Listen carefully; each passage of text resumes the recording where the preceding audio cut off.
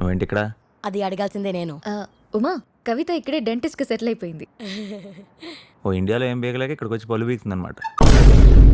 ఉమా, తను దబాషిష్ Kavitha's husband. Yeah. ఓ ఇతనేనా పాపం? Beautiful.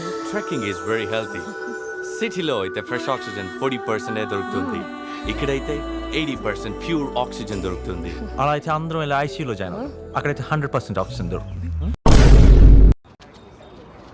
First time ఏంటి? ఒక కొండ ఇంకో కొండ ఎక్కడం చూడటం.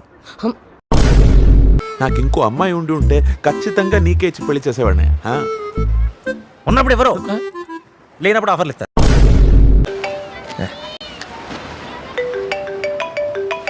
అంకులా? ఎవరికి అంకుల్? షడప్. పక్కన ఎవరున్నారు? కత్తి లాంటి మోడల్స్ ఉన్నారు. ఏ ఎక్కువైందా? కాదు, మంట ఎక్కువైంది. నువ్వేమైనా ఫైర్ ఇంజిన్ పంపిస్తావా? వెళ్తావా? దా, దా, ఎల్లు దా, దా, దా, దా, దా. ఎల్లమ్మా. వద్దులే బాసు, మీ లేడీస్ ఎవరు మా దగ్గర రారు. ఏంటుమా చెప్పనే లేదు.